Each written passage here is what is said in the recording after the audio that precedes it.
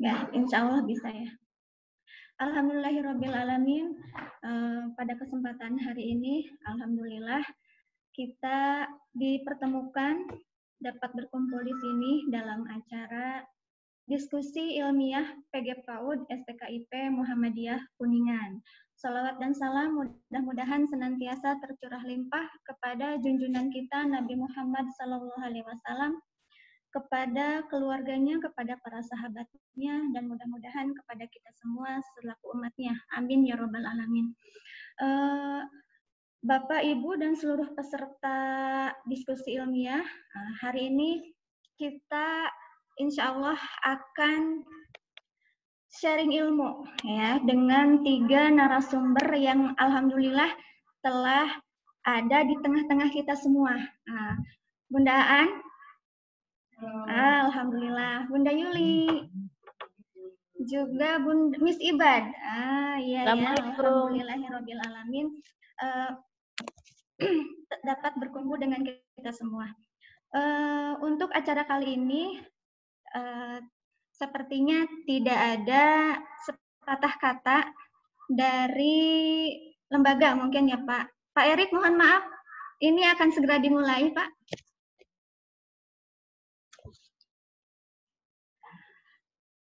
Terlebih dahulu saya akan membacakan sekilas tentang narasumber kita, karena ada istilah tak kenal maka tak sayang gitu ya.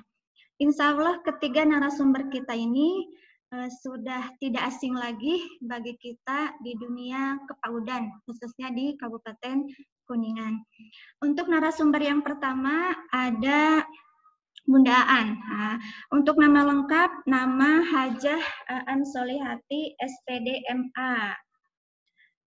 Untuk tempat tanggal lahir di Kuningan, 15 September 1970. Kegiatan beliau sehari-hari sibuk sebagai pengawas PK Kabupaten Kuningan. Untuk riwayat pendidikan, S1 PG PAUD dan PAI, S2 Psikologi Pendidikan. Nah, beliau ini aktif di organisasi IGTKI cabang tahun 2015 hingga sekarang. Kemudian di kelompok kerja kepala TK Kabupaten Kuningan tahun 2015 sampai dengan sekarang. Pernah menjabat sebagai bendahara ya Bun ya. Kemudian sebagai ketua, alhamdulillah. Untuk narasumber kita yang kedua, ada Bunda Yuli. Bunda Yuli, halo. Untuk Bunda Yuli sendiri insya Allah sudah tidak asing lagi ya, seperti itu.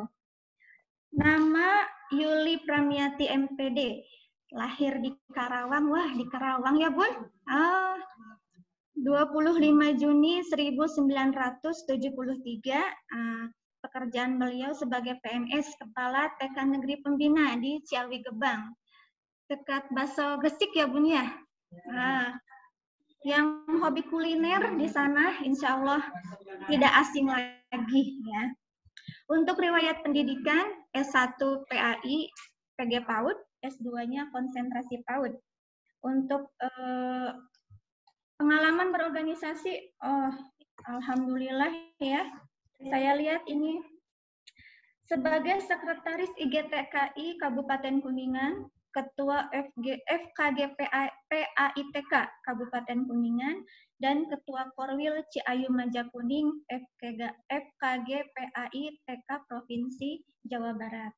Nah, untuk Bunda Aan dan Bunda Yuli sendiri, alhamdulillah kedua narasumber kita ini juga sebagai asesor Ban PAUD PNF Jawa Barat. Nah, seperti itu. Kemudian untuk narasumber kita yang ketiga, ada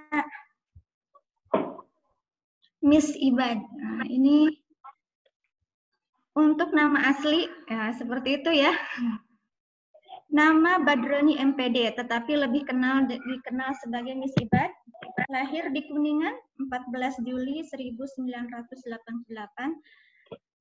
Kemudian beliau juga S2 Pendidikan Bahasa Inggris. Untuk riwayat pendidikan sudah, pengalaman organisasi, beliau juga aktif di PMI tahun 2007, Ikatan Mahasiswa Kuningan tahun 2008, Himpunan Mahasiswa Islam tahun 2008, dan Badko HMI Jawa Barat tahun 2009. Nah, mungkin itu selayang pandang untuk ketiga narasumber kita. Ya, untuk lebih mengefektifkan waktu, kita akan segera mulai acara diskusi ilmiah pada pagi hari ini. Mari kita buka bersama-sama dengan membaca basmalah. Bismillahirrahmanirrahim. Untuk materi pertama akan disampaikan oleh Bunda Hajah Aan Solihati MPD. Kepada beliau disilahkan. Mangga Bunda.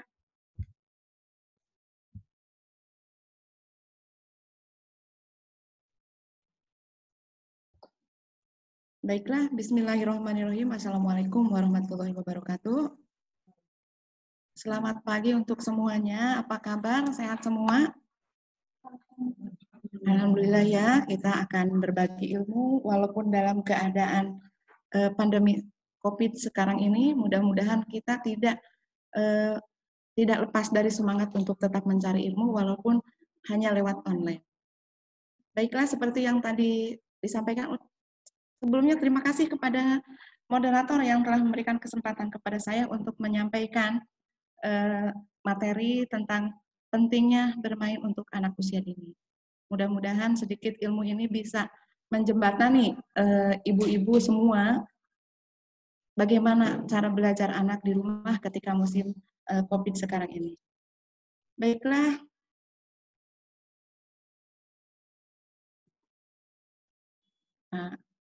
Nggak bisa dihitung.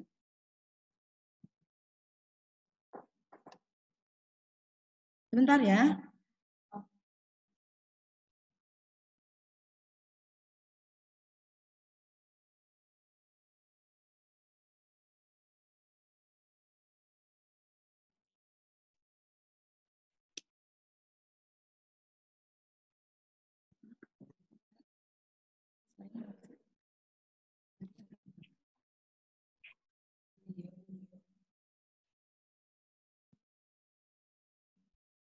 Bisa. Ke atas. Terima kasih ya. Baiklah, maaf tadi sedikit trouble ya. Kita mulai lagi. Nah, aduh, Pak, tetap nggak bisa nih.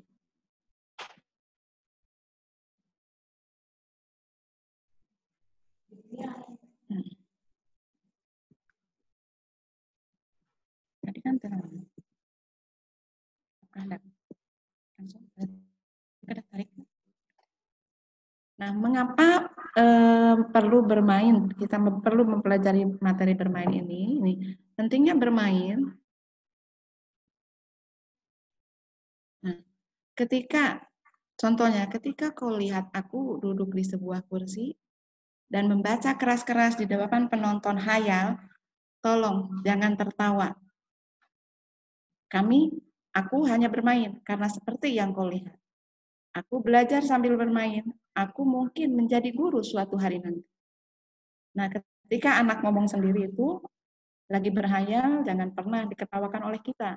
Karena mereka itu lagi berimajinasi. Kelak kemudian hari dia dewasa, dia akan menjadi orang yang diinginkan, yang dicita-citakan oleh dirinya. Bisa jadi guru atau bisa jadi apa yang bisa berguna untuk nusa dan bangsa.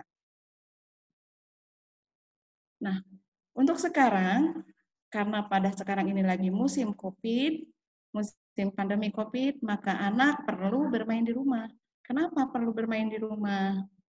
Nih, ada pernyataan yang mengatakan bahwa anak seharusnya mampu melakukan percobaan dan penelitian, dan guru hanya menuntun anak, membimbing anak ke arah mana. Yang penting mereka bisa terpantau dan bisa mengaktualisasikan dirinya untuk apa yang ada di angannya.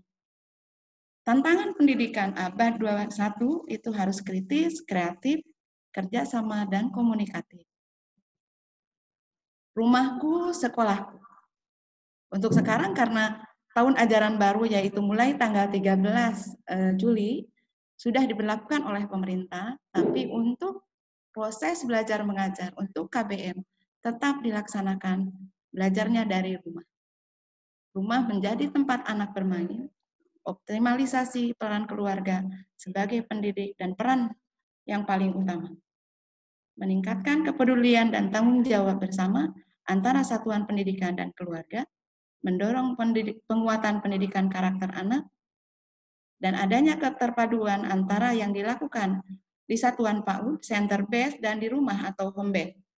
Kegiatan di lingkungan rumah meningkatkan kemampuan anak dalam berpikir kritis, kreatif, komunikatif, dan kerjasama. Di manakah anak aku bisa bermain? Ini untuk anak, di manakah anak bisa bermain? Ini untuk sekarang ini kita menggunakan tema yang hanya ada di sekitar rumah anak, tidak keluar dari jalur itu. Ini bisa dapur, bisa ruang keluarga, bisa ruang tamu, kamar mandi, kamar tidur, halaman, garasi, atau mungkin yang rumahnya lebih luas itu bisa lebih luas lagi. Bisa ada kolam, bisa ada kebun, bisa ada kandang ayam, dan semua yang ada di lingkungan rumah anak itu bisa dijadikan tema pembelajaran selama belajar dari rumah ini. Tetapi bukan berarti kita tidak berpacu kepada kurikulum ya, tidak terfokus kepada kurikulum, kita tetap menggunakan kurikulum. Kurikulumnya yaitu kita masih menggunakan kompetensi inti, kompetensi dasar, dan indikator-indikator yang ada di dalam kurikulum tersebut. Apa saja alat main yang bisa ditemukan di rumah?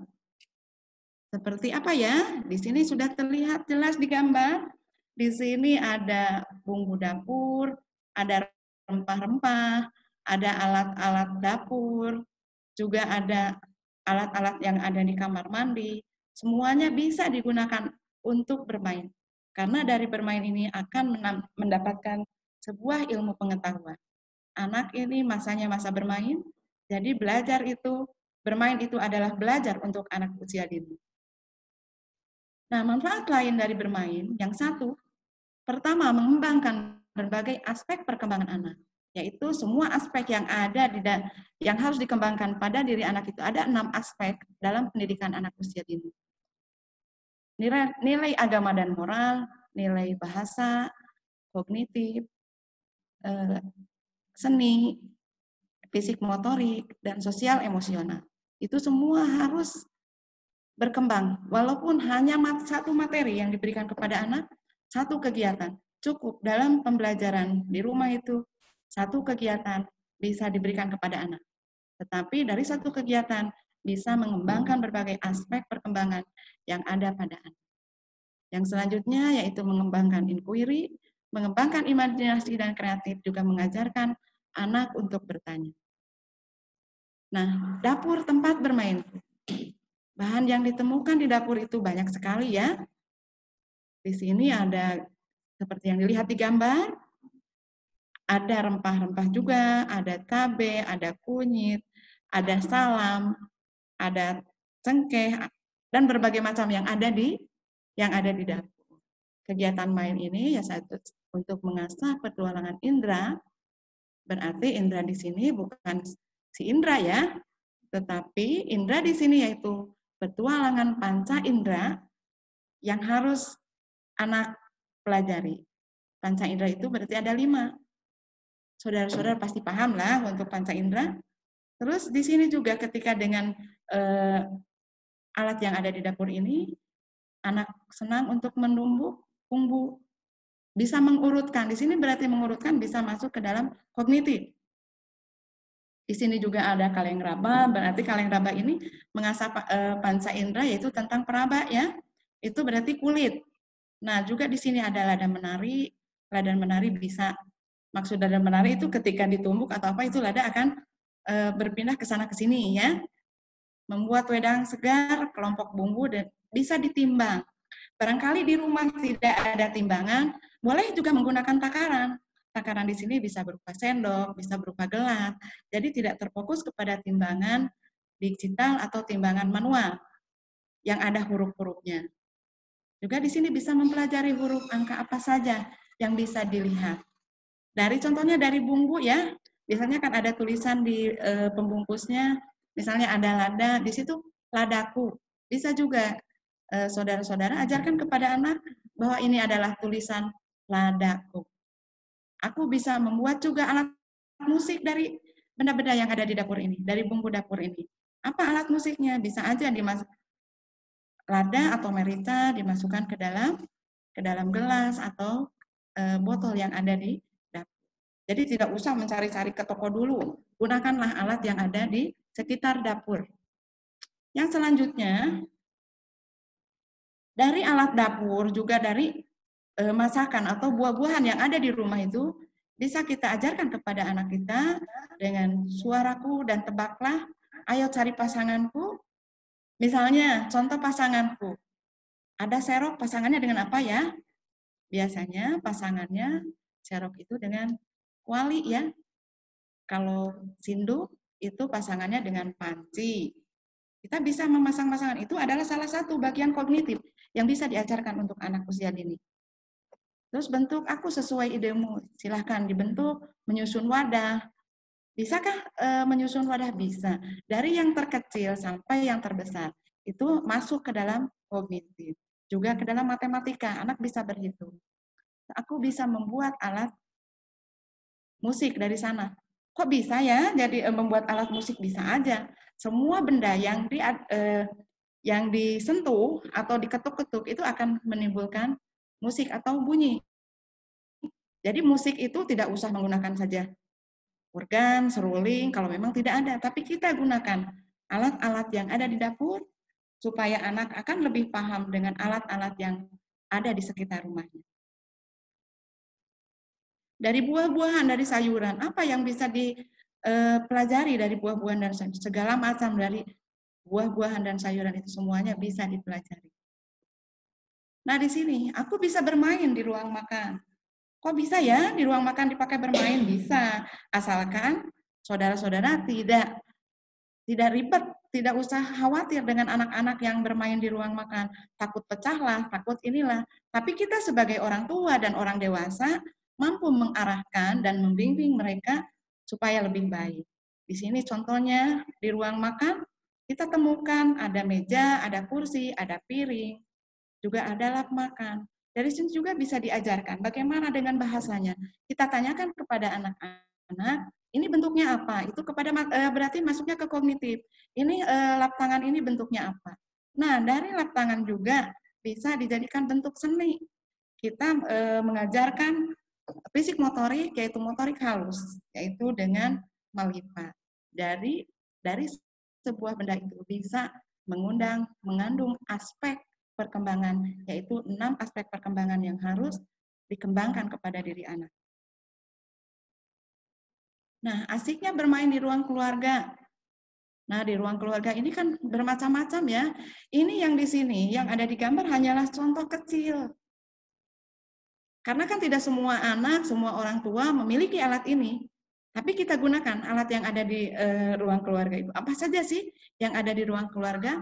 Tapi yang ada di ruang keluarga anak-anak kita. Kalau ini hanya contoh sebagian kecil. Di ruang keluarga itu banyak ya. Ada karpet di situ, juga bisa mungkin puzzle, bisa juga air mineral itu bisa nggak dipakai bermain? Bisa. Di sana dari air mineral atau gelas air mineral itu bisa disusun, bisa anak bolak-balikan, semuanya bisa dipakai untuk bermain untuk anak. Jadi dari ruang bermain di dalam keluarga ini, di ruang keluarga ini bisa untuk menjadi pusat belajar untuk anak kita. Ini di ruang keluarga juga bisa ditemukan yang kayak begini. Pasti banyak ya. Ini contohnya apa ya? Di sini ada contoh-contoh gelas aqua ya, mineral. Ini adalah kayaknya kalau di ruang keluarga ada bekas paling beberapa.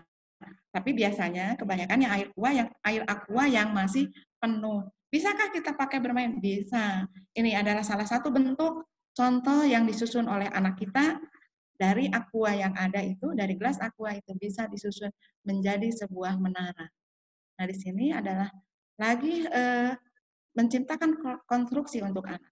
Mungkin ketika anak bisa berimajinasi membuat konstruksi ini, suatu hari nanti anak bisa menjadi seorang arsitek atau menjadi seorang ahli bangunan. Nah, di sini bahan dan alat yang ditemukan, ini mungkin di kamar tidur atau di mana, pasti biasanya di kamar rias ya. Di kamar tidur ada tempat rias, di situ pasti ada sisir. Juga sarung juga ditemukannya di dalam kamar, cermin juga di dalam kamar. Ini dari alat ini bisa dipakai untuk bermain peran, yaitu menjadi tukang cukur. Ini contohnya ada di sini. Nah, yang selanjutnya, ayo kita menjelajahi kamar mandi. Nah, anak diajarkan untuk membersihkan kamar mandi. Jangan takut anak terpleset. Tapi kita sebagai orang tua membimbing mereka, mengarahkan mereka apa yang harus dilakukan oleh mereka. Di sini ada contoh yang terlihat di sini, anak lagi membersihkan kamar mandi ya.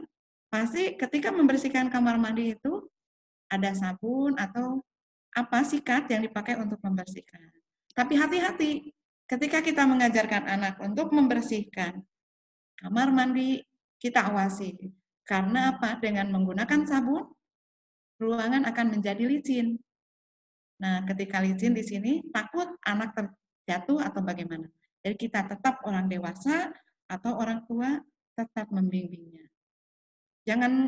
Jangan risih dengan anaknya yang suka ingin tahu ini dan itu. Itulah masa anak usia dini.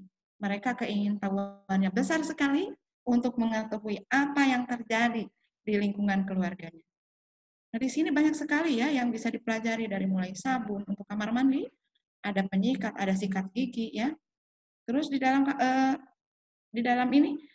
kamar mandi juga bisa anak menggunakan gayung atau air untuk berhitung. Nah, kok bisa berhitung? Kan dari gayung itu anak berhitung sendiri. 1, 2, 3 dengan meniup airnya ya. Bahan dan alat yang ditemukan di kamar mandi ini apa? Sampo, sabun, sikat gigi, dan lain-lain ya. Nah, apa yang kegiatan main yang akan kita laksanakan dengan alat mandi yang ditemukan ini? Satu bisa aja dengan alat main yang ada di kamar mandi ini, alatnya yaitu bisa membuat gelembung. Dari apa membuat gelembungnya? Yaitu dari sampo, dari sabun yang ditemukan oleh anak di dalam kamar. Anak juga bisa apa benda yang bisa terapung dan apa yang bisa tenggelam. Itu menggunakan ada di sana. Juga bagaimana menggosok lantai, meniup gelembung, temukan bentukku, kata apa saja yang ditemukan. Membuat busa panjang, pantai buatanku bisa dibuat di sana. Pantai buatanku bisa buat pantai buatanku bisa dengan menggunakan gelembung, sabun atau dengan ombak-ombak yang ditepuk airnya itu akan menimbulkan riakan-riakan. Yang selanjutnya, halaman rumah tempat aku bereksplorasi. Bahan dan alat yang kutemukan, daun, ranting, batu, bunga, tanaman kayu, dan lain-lain. Juga kaleng berbagai ukuran. Ada paralon ya, wadah berbagai ukuran, dan alat pemukul. Ini kegiatan main, bisa bermain masak-masakan, melukis, menggambar tanaman, cari dan hitung berapa banyak yang kalian temukan. Apa yang dihitungnya? Bisa daunnya, bisa ranting, bisa batu, bisa bunga, dan lain-lain. Ini dari alat dapur ini bisa dibunyikan ya. Ini ada contohnya anak lagi menepuk-nepuk pakai suatu benda ya. Nah, dari alat-alat yang digantung ini, ditepuk-tepuk ini akan menimbulkan suara. Tapi biarkan mereka bereksplorasi, biarkan mereka berimajinasi untuk menciptakan suatu musik atau bunyi. Bahan dan alat yang kutemukan yaitu pewarna, makanan, tisu, air, dan gelas. Nah, kegiatan mainnya di situ untuk dengan menggunakan warna, anak bisa kita hanya mencari pewarnanya. Katanya pewarnanya agak sulit ya, kita tidak usah khawatir. Warna tersebut bisa saja menggunakan warnanya yang penting air itu berwarna, tidak usah cari pewarna, kita bisa menggunakan tanah. Nah, dari tanah itu ketika dimasukkan air tersebut yang tadinya bening akan berubah menjadi warna yang coklat. Jadi tidak usah keder-keder. Untuk kuningnya pakai apa? Bisa ada pewarna dapur yaitu menggunakan kunyit. Jadi semuanya tidak akan sulit ya kalau kita sebagai seorang guru atau sebagai calon guru dan orang tua yang kreatif akan bisa menciptakan sesuatu yang berguna untuk kepentingan anaknya. Nah, di sini ada contoh, lihat sawiku berubah warna ya. Nah, di sini dari warna juga satu bermain warna, juga bermain sayung di sini. Ini di sini menggunakan sawi, kalau di kita di Kuningan namanya pecah ya. Nah, pecah ini kan warnanya putih. Ketika kita masukkan ke dalam gelas yang sudah diberi warna, masukkan beberapa waktu, akan dengan sendirinya sawi itu, sayur itu akan berubah menjadi warna sesuai dengan warna yang kita buatkan. Di sini ada warna hijau, ada warna merah, ada warna kuning. Tapi yang merah belum berubah. Nah, itu tunggu beberapa saat, suatu waktu pasti warnanya akan berubah. Walaupun warnanya tidak full berubahnya, sesuai dengan warna yang kita buat. Ini di halaman rumah, bahan dan alat yang ditemukannya yaitu ada karet, ada papan dakon, biji-bijian, kerikil, pecahan, genteng, kapur tulis, dan lain-lain. Tapi kalau tidak ada kapur tulis, bagaimana anak mau bermain dengan kapur tulis, mau nulis? Tidak sulit ya. Ketika bermain di luar, kalau bahannya atau halamannya itu ada tanah, anak bisa menulis di sana tanpa menggunakan kapur atau genteng. Itu bisa di dalam tanah tersebut membuat huruf atau coretan-coretan apapun yang diinginkan. Nih, di sini juga ada kegiatan bermain yang mungkin permainan tradisional anak-anak kita, karena sekarang di era digital ini kebanyakan anak banyak menggunakan IT, menggunakan HP ya, bermain gadget nih. Padahal dari bermain gadget ini tidak akan mengembangkan aspek-aspek yang ada pada diri anak. Kita budayakan permainan tradisional ini yang ada di kita aja, yang nggak usah jauh, bermain lompat tali, yang mudah yaitu bermain boy-boyan, hanya menggunakan bolanya bola bekas apa, kalau tidak ada bola, kalau yang kreatif akan membuat bolanya dari kertas ya bekas dengan dibulat-bulat membentuk sebuah bola. Boy-boyanan, terus alat yang akan ditumbuknya pakai apa ya? Itu bisa menggunakan genteng.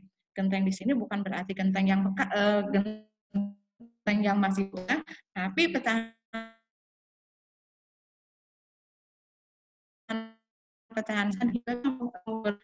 dari alat yang digunakan.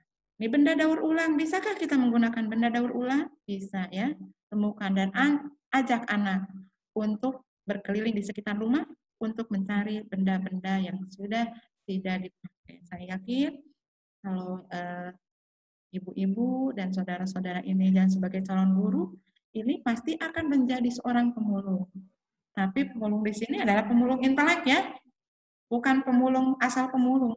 Karena dari bahan bekas ini bisa menjadikan sebuah alat peraga, sebuah alat yang bisa berguna, yang bisa dipakai main untuk anak. Mohon maaf Bunda, 5 menit lagi untuk penyampaian materi. Dengan pertanyaan itu mungkin? Nanti ditampung dulu. Oh, ditampung dulu, ya siap ya. Nah, kalau saudara-saudara, ini kalau kita kupas tuntas yang namanya materi ini tidak akan cukup 1 hari ya. Berhubung kita dibatasi oleh waktu, dibatasi oleh hal-hal lain, karena ada materi-materi lain lagi, inginnya kita kupas tuntas. Tapi saya pribadi tidak menutup kemungkinan ya. Tadi sudah ada nomor WhatsApp saya, boleh komunikasi di dalam WhatsApp untuk diskusi. Bagaimana sih bermain untuk anak usia dini ini yang sebenarnya. Ini yang sedikit lagi ya, Ibu Moderator. Ini ada yang bisa ditemukan di dalam kamar tidur. Di dalam kamar tidur ini, bahan yang ditemukan di kamar tidur ini apa?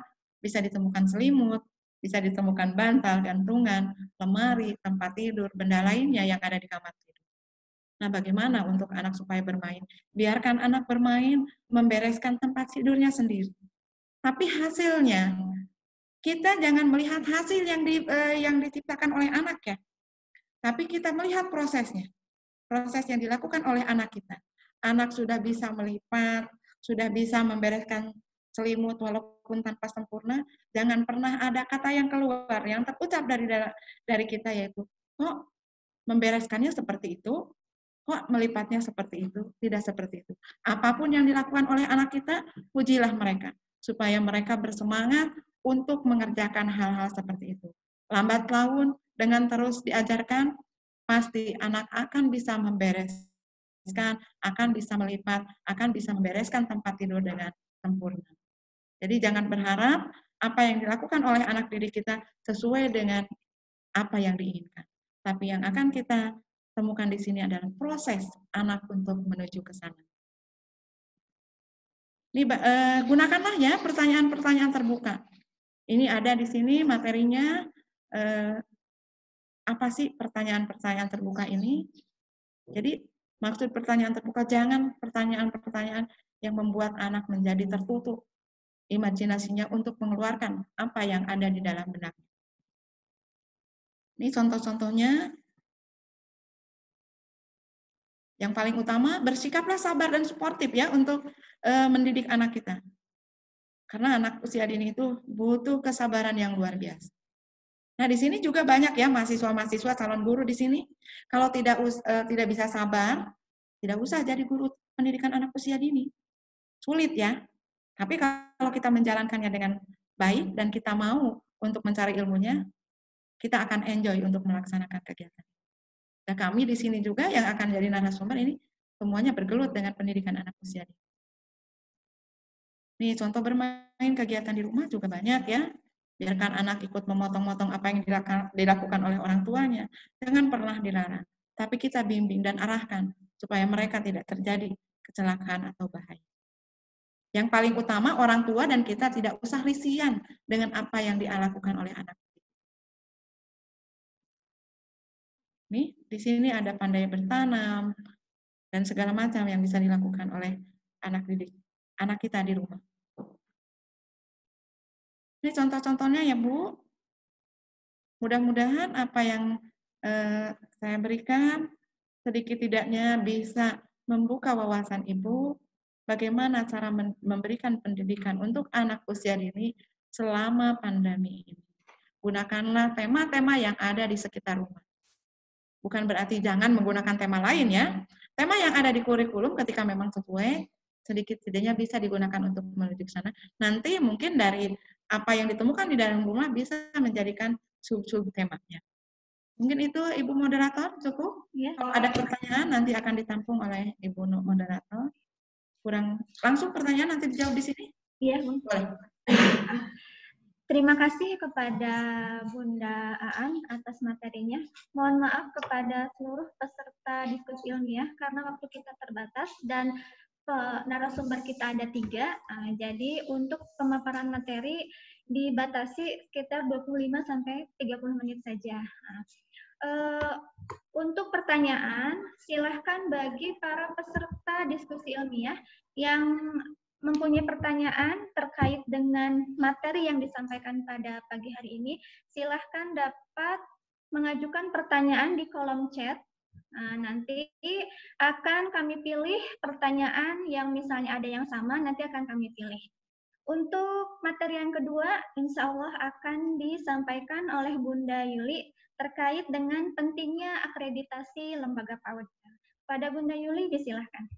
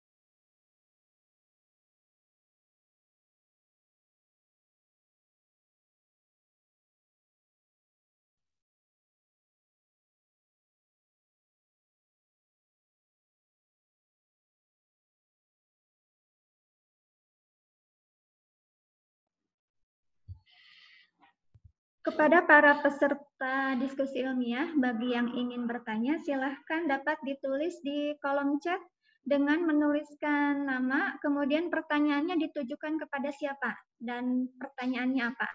Terima kasih.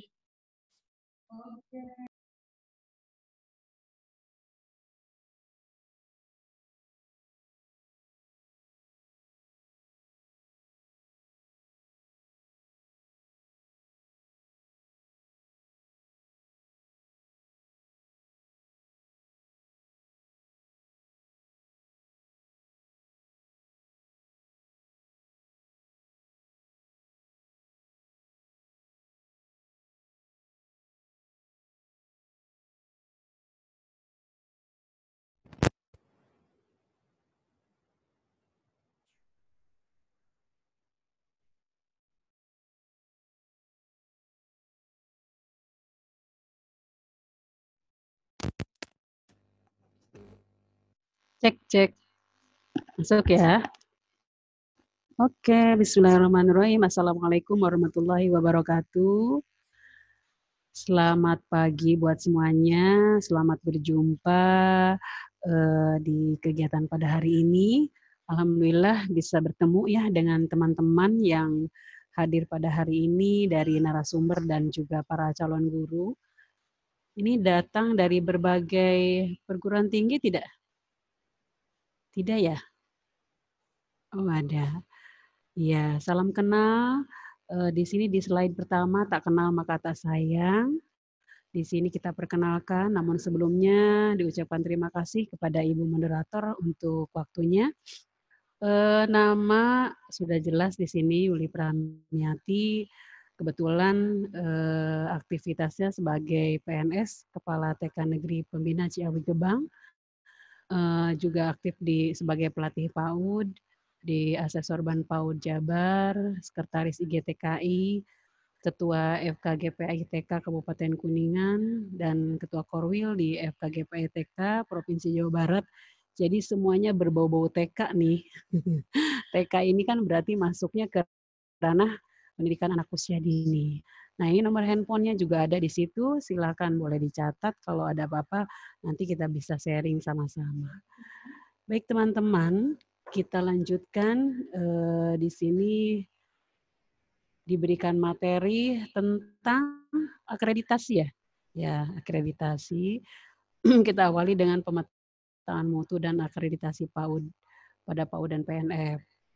Ada dua pengertian nih tentang pemetaan mutu dan akreditasi. Nah, untuk pemetaan mutu juga hampir sama dengan akreditasi, namun di sini ada dua pengertian dari pemetaan mutu dan akreditasi. Untuk pemetaan mutunya, yaitu upaya untuk mengetahui tingkat kelayakan menurut standar nasional pendidikan yang tertera di Peraturan Dirjen PAUD dan Dikmas nomor 1 tahun 2016 tentang petunjuk teknis pemetaan mutu program dan atau satuan PAUD dan Dikmas. Hampir sama dengan akreditasi. Kalau akreditasi, bentar ya.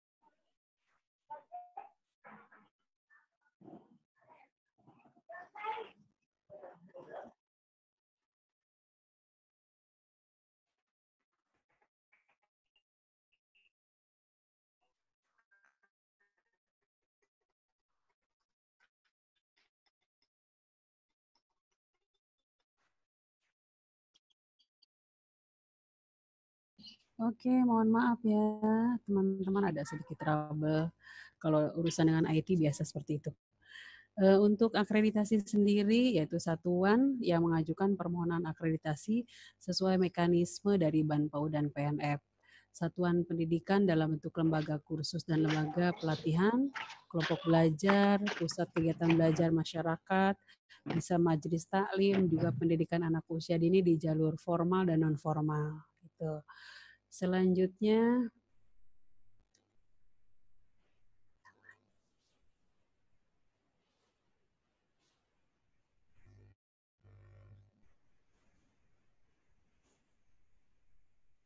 iya. Untuk bentuk kegiatannya sendiri di pemetaan mutu yaitu proses penjaringan data dan informasi tentang ketercapaian indikator-indikator di standar nasional pendidikan serta permasalahan-permasalahan yang dihadapi oleh Satuan PAUD dan Dikmas. Terus petugas pemetaan untuk pemetaan mutu wajib datang ke setiap satuan PAUD dan Dikmas untuk mengamati kondisi fisik dan non-fisik sekaligus mewawancara dan pemeriksaan dokumen sebagai landasan pembinaan, pembimbingan, pendampingan, fasilitasi, dan lain-lain. Untuk akreditasi juga sama, namun untuk akreditasi tahapannya itu harus EDSPA dulu, evaluasi diri satuan, praakreditasi, untuk penilaian mengacu pada 8 standar nasional pendidikan, hampir sama dengan pemetaan mutu, yang tertera di Permendikbud 137 2014 yang berfokus untuk melihat kelengkapan dan kebenaran dokumen lembaga yang terintegrasi dengan Dapodik. Nah, pada tahapan visitasi, penilaian akan menggunakan instrumen yang fokus untuk menilai kinerja, performance ya, dan implementasi 8 standar nasional pendidikan. Menghasilkan peringkat terakreditasi satuan pendidikan, mencakup kelayakan seluruh program yang diselenggarakan pada saat akreditasi dengan peringkat A, B, C, atau TT atau tidak terakreditasi. Pemetaan mutu itu tidak ada peringkat nilainya, hanya membimbing di 8 standar nasional pendidikan sehingga bisa untuk dijadikan nanti dasar atau kesiapan untuk diakreditasi si lembaga tersebut. Nah, ini ada kebijakan dari BANPAO dan PNF untuk akreditasi. Untuk pelaksanaan akreditasi BANPAO dan PNF di tahun 2018, 8 standar nasional pendidikan itu berbasis program, namun kebijakannya sudah harus berbasis satuan. Instrumennya sendiri mengacu pada program dan instrumen yang digunakan lebih fokus pada syarat terjadinya kualitas pembelajaran atau compliance daripada kualitas pembelajaran itu sendiri atau performance. Bedanya dengan yang 2019, 8 standar nasional pendidikan itu berbasis satuan. Instrumennya mengacu pada satuan. Memilah instrumen menjadi compliance sebagai prasyarat akreditasi dan instrumen performance sebagai penilaian akreditasi satuan untuk pemenuhan kualitas pembelajaran. Jadi kalau dulu tahun 2018 itu kita asesor tuh menilainya itu berbasis data. Jadi kalau data itu komplit 8 standar nasional pendidikan, maka dianggap layaklah lembaga itu untuk melaksanakan kegiatan pembelajaran. Kalau untuk di 2019 itu berbasis performan. Jadi kita menilainya itu kelayakannya itu di praktek langsung kegiatan belajarnya di lapangan gitu ya. Dan prosesnya juga berbeda. Kalau dulu dari EDS dulu terus KPA lalu ke PKPA baru visitasi dan validasi ya. Kalau untuk yang tahun 2019, tahun kemarin itu lebih disimpelkan lagi. Jadi asesi daftar dulu ke EDSPA, langsung kita periksa oleh tim, oleh komisi ya di KPA, langsung kita asesor turun tangan langsung ke visitasi dan divalidasi. Kalau dulu diperiksa dulu berkas-berkasnya melalui PKPA. Kalau sekarang tahun kemarin langsung ke visitasi. Oke, nah ini yang 8 standar nasional pendidikan, diantaranya pasti sudah paham ya, ada STPPA, terus ada standar isi untuk khusus untuk PAUD ya, ada standar proses, standar penilaian, standar pendidik dan tenaga kependidikan, ada standar sarpras, sarana dan prasarana, ada standar pengelolaan dan juga ada standar pembiayaan. Nah, untuk akreditasi sekarang ini kan berbasis satuan. Ini dasarnya adalah berdasarkan Permendikbud nomor 13 tahun 2018 pasal 8 ayat 3 bahwa dijelaskan di situ peringkat terakreditasi satuan pendidikan mencakup kelayakan seluruh program yang diselenggarakan pada saat akreditasi. Nah, sasaran akreditasi siapa saja nih? Ya, untuk yang di oleh Ban PAUD PNF ya, untuk ditangani oleh Ban PAUD PNF. Jadi bukan hanya PAUD, ada LKP, ada PKBM ya. Kalau PAUD pendidikan anak usia dini itu mencakup dari mulai TK, RA, BA, KB, SPS, TPA itu semua yang mencakup ke ranah pendidikan anak usia dini. Kalau untuk LKP-nya, lembaga kursus dan pelatihan, di sini ada kualitas pendidikan, pelatihan vokasi pada 83 program kursus vokasional, ada PKBM-nya juga ya, pusat kegiatan belajar masyarakat. Di sini ada kualitas pendidikan program kesetaraan, paket A, B, dan C, serta keaksaraan. Nah, ini asesornya untuk tahun ini betul-betul lebih spesifik. Kalau misalkan untuk LKP dan PKBM, mereka asesor LKP dan asesor PKBM. Kalau untuk PAUD juga sekarang asesornya juga asesor PAUD khusus. Jadi fokus menilainya sesuai dengan pendidikannya. Selanjutnya, kebijakan terkait sasaran akreditasi. Apa sih kebijakannya sehingga lembaga itu harus diakreditasi? Nah, di sini Ban PAUD dan PNF Provinsi harus melaksanakan proses akreditasi terhadap seluruh program yang ada di satuan yang mengajukan akreditasi dalam Sispena. Ya. Jadi ada sistem khusus yang ketika lembaga itu mendaftar untuk akreditasi yang namanya Sispena, Sistem Penilaian Akreditasi. Jika satuan LKP dan PKBM yang salah satu programnya sudah terakreditasi di tahun 2018, maka program lainnya tidak bisa diakreditasi di tahun 2019 sampai masa waktu terakreditasi dari program yang sudah terakreditasi itu habis gitu. Jadi ini untuk LKP dan PKBM. Kalau PAUD beda lagi ya. Tetap kalau TK sudah diakreditasi 5 tahun kemudian mendaftar lagi untuk diakreditasi. Satuan yang sudah mengisi EDS versi lama diharuskan untuk mengisi kembali di EDS PA untuk versi baru. Ini masih versi tahun 2019. Tahun sekarang belum tentu mungkin kebijakannya berubah lagi karena situasinya sedang pandemi. Jadi kita para asesor belum dipastikan untuk turun visitasi karena memang kondisi pandemi dilarang untuk kita berjumpa dengan orang secara langsung, berkerumun dan sebagainya. Ya, mungkin ada kebijakan lain nanti dari Kemendikbud. Kita tunggu saja ya. Oke. Untuk akreditasi sendiri itu terintegrasi dengan Dapodik. Dapodik di sini digunakan untuk memberikan status pengesahan pada satuan yang akan diakreditasi pada tahun berjalannya 2019. Terus untuk melakukan update data juga pada tahun berjalan pada saat satuan tersebut diakreditasi. Nanti di Dapodik akan muncul terakreditasi apa lembaga tersebut. Ya, ini berarti kan terintegrasi datanya. Untuk kewenangan asesor, tim asesor itu terdiri dari tenaga profesional yang telah memenuhi persyaratan untuk diangkat dan ditugasi oleh BAN, Badan Akreditasi Nasional, untuk melakukan penilaian terhadap kelayakan satuan. Pendidikan sebagai bagian dari proses akreditasi itu ada di Permendikbud 13 tahun 2018 pasal 9 ya. Tugas BAN provinsi terkait asesor juga ada di Permendikbud nomor 13 tahun 2018 pasal 17 bahwa menugaskan, memantau, mengevaluasi kinerja asesor dalam pelaksanaan akreditasi.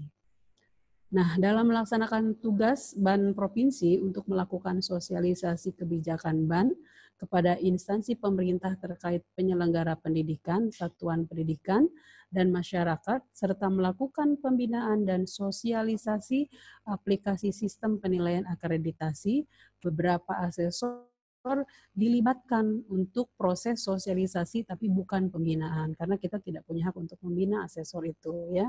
Jadi hanya sosialisasi aja apa pentingnya akreditasi, bagaimana sistemnya untuk mengikuti kegiatan akreditasi, bagaimana caranya dan sebagainya, itu bisa dilibatkan asesor dengan diberikan SK oleh Badan Akreditasi. Kalau misalnya Jawa Barat berarti Ban Provinsi Jabar, ya. Oke. Nah, di sini yang kita akan bahas. Lembaga kadang-kadang belum paham mekanisme akreditasi itu bagaimana sih, gitu ya. Mekanisme akreditasi itu harus menempuh beberapa persyaratan, ya.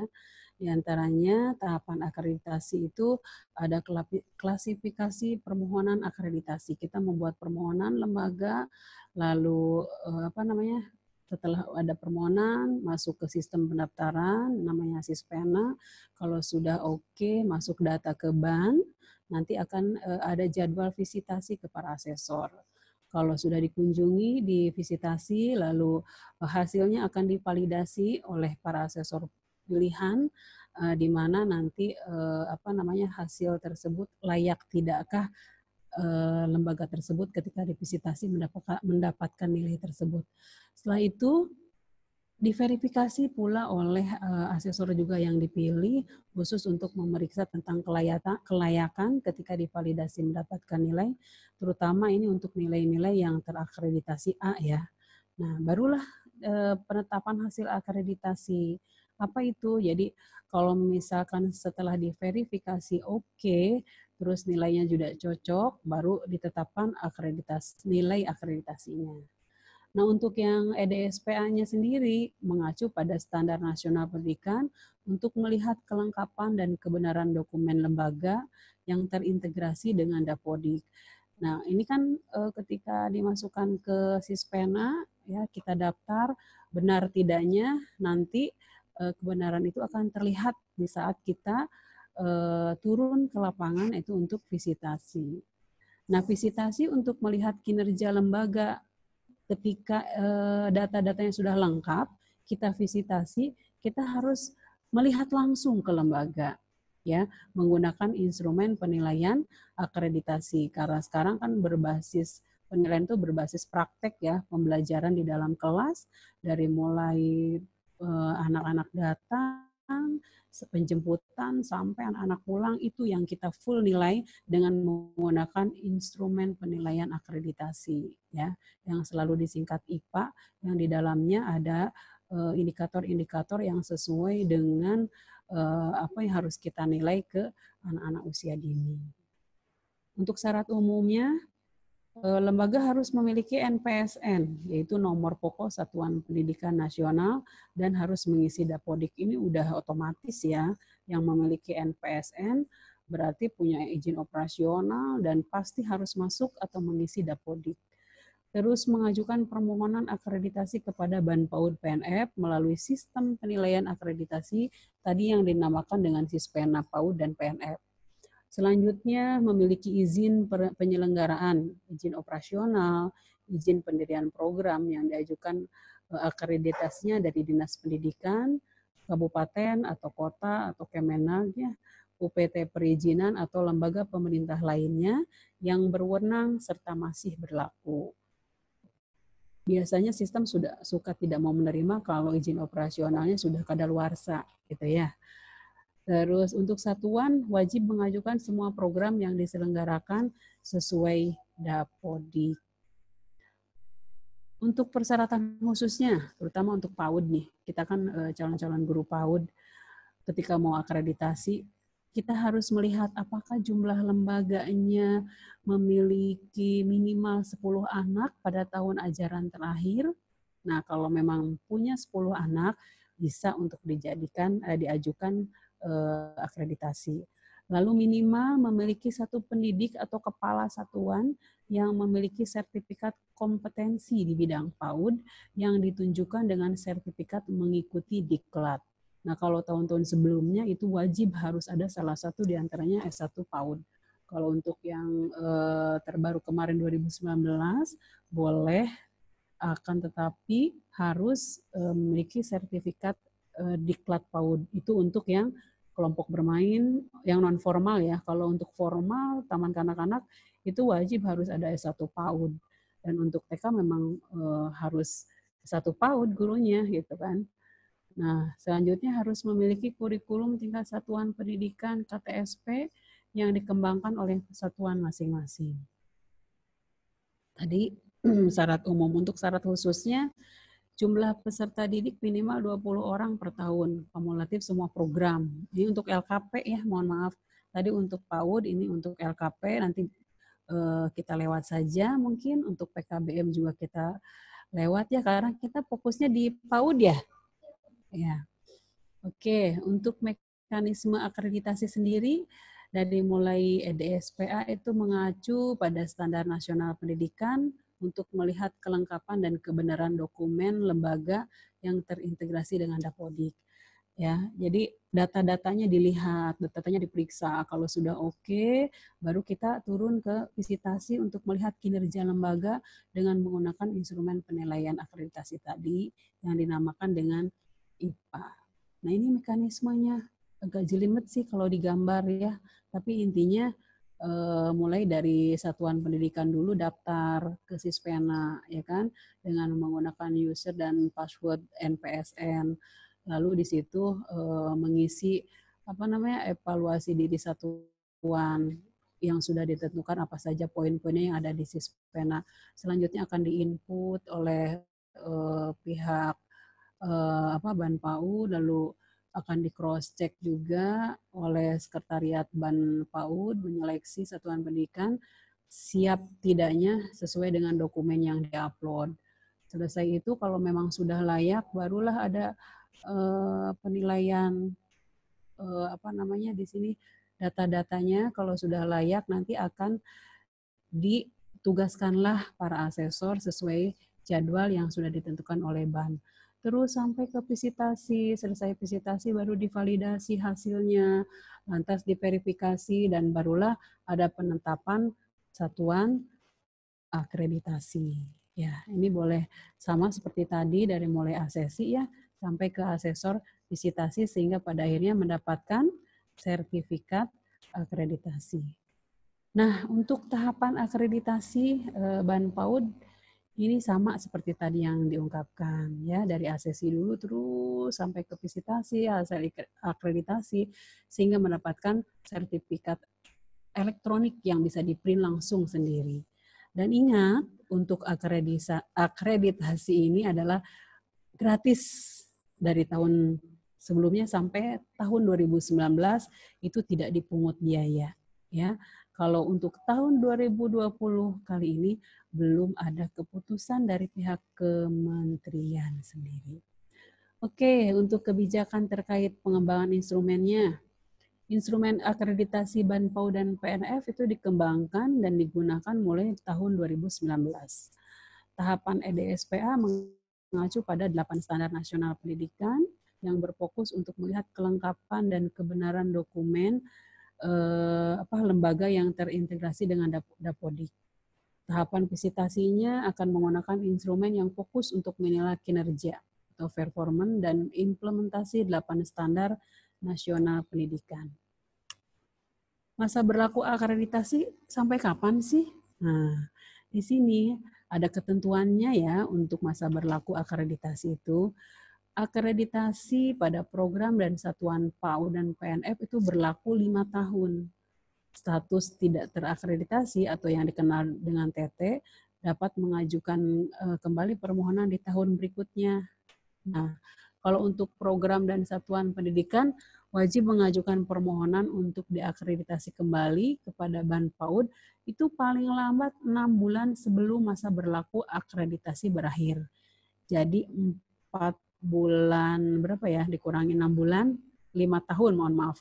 5 tahun, jangan 5 tahun pas, tapi 6 bulan sebelum 5 tahun, lembaga harus sudah mengajukan kembali untuk diakreditasi. Dan untuk yang tidak terakreditasi, ketika sudah divisitasi itu boleh mengajukan kembali akreditasi di tahun berikutnya. Jadi tahun ini diakreditasi, ternyata keluarnya tidak terakreditasi, tahun depannya itu dapat mengajukan kembali permohonan akreditasi. Nah, untuk status terakreditasi itu C dapat mengajukan kembali 2 tahun berikutnya. Kalau yang TT itu 1 tahun, kalau yang C 2 tahun kemudian boleh mengikuti akreditasi kembali. Nah, pengajuan banding status akreditasi. Kenapa sih kok ada banding? Lembaga bisa saja merasa tidak puas hasil dari akreditasi ini. Bisa saja begini, ada perasaan nggak buruk-buruk amat ya di TKA kita tuh gitu. Karena kan bisa saja minimal C dah dia anggapnya. Nah ini bisa lembaga untuk banding dengan nilai yang kurang puas dirasa dia beri ya. Banding itu yaitu permintaan dari lembaga penyelenggara PAU dan PNF untuk mempertimbangkan kembali keputusan yang dirasakan merugikan yang dibuat oleh BAN PAU dan PNF terkait dengan hasil penilaian status akreditasi PAU dan PNF. Jadi merasa lembaga sepertinya layak deh lembaga kita dapat A, kenapa kok dapat B, apalagi C. Nah, itu punya hak untuk banding ke BAN PAU dan PNF untuk mempertahankan nilai yang serasa kita adalah lebih baik dari yang sudah didapat. Permohonan banding dapat diajukan dalam waktu maksimal 1 bulan sejak tanggal SK akreditasi diumumkan di website BAN PAU dan PNF. Ini ketika sudah lewat 1 bulan tidak bisa diterima bandingnya, makanya ketika setelah divisitasi, validasi, lalu ada hasil, di cross check tanggal berapa tuh titi mangsanya untuk mendapatkan sertifikat yang diterima. Kalau memang ketika mendapatkan kurang pas, kurang oke, sesegera mungkin. Jadi maksimal 1 bulan itu bisa untuk diajukan banding. Nah, banding dilakukan dengan mengikuti panduan pengajuan banding akreditasi yang sudah ditetapkan oleh BAN PAU dan PNF.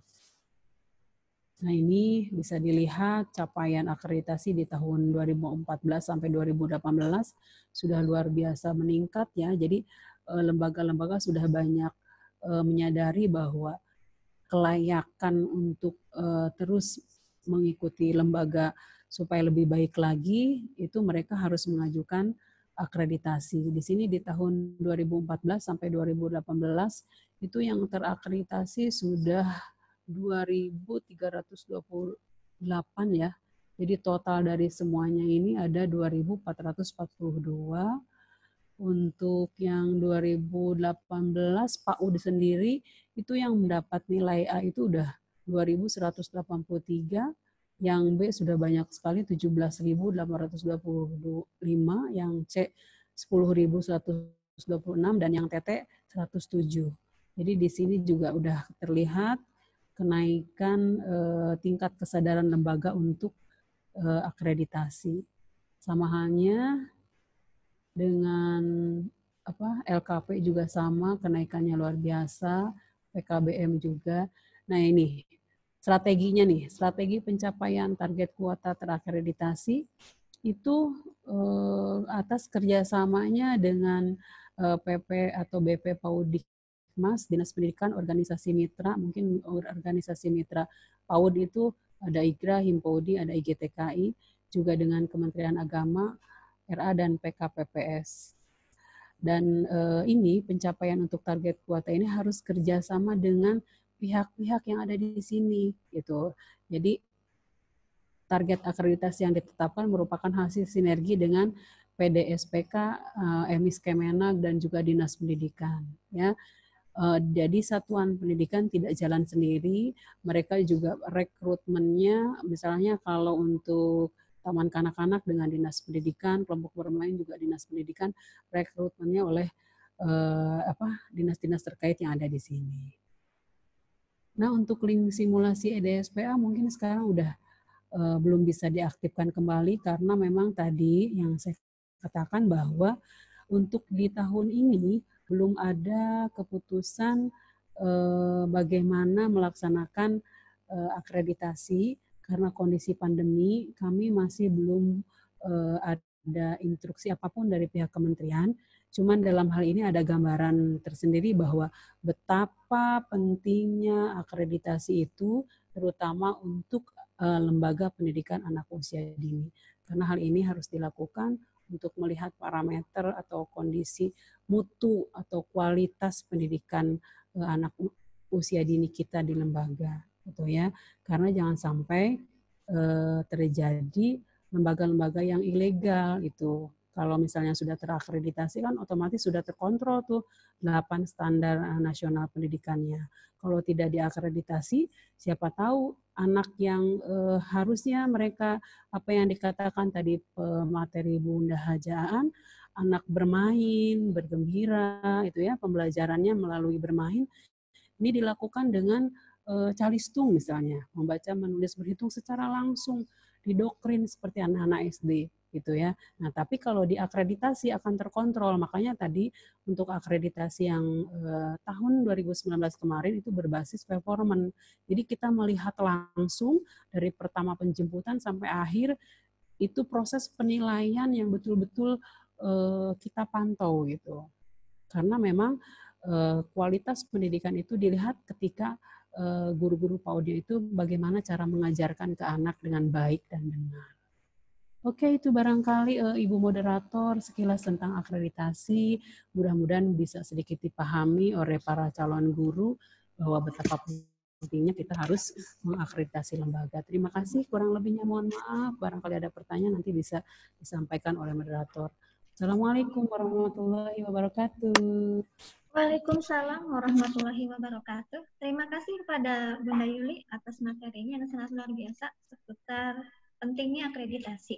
Mudah-mudahan menambah wawasan bagi kita semua dan menambah spirit atau motivasi ya, agar lembaga kita terjamin mutunya melalui akreditasi.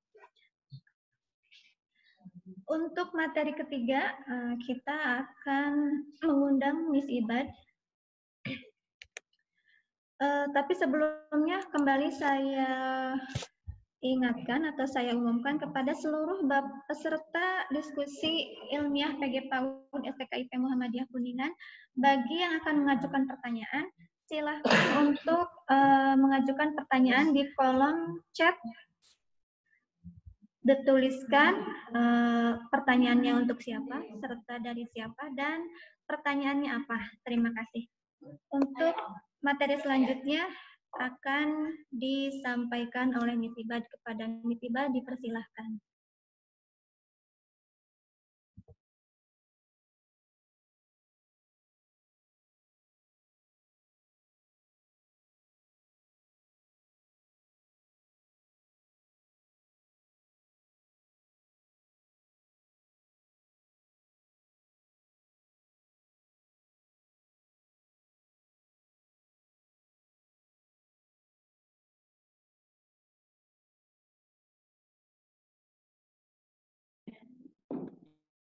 Ya, sudah bisa terdengar ya. Oke, ulangi. Assalamualaikum warahmatullahi wabarakatuh.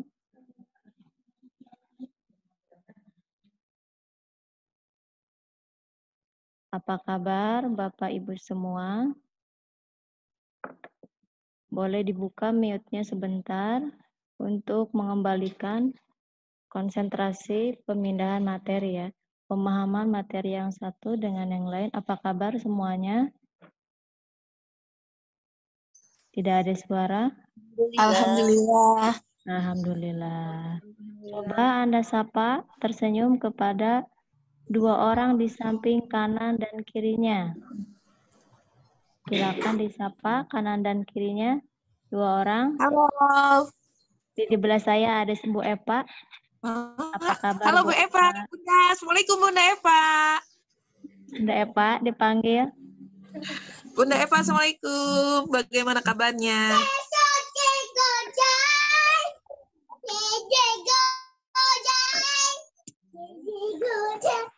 Ramai ya. Apakah di rumahnya ada anak kecil semua?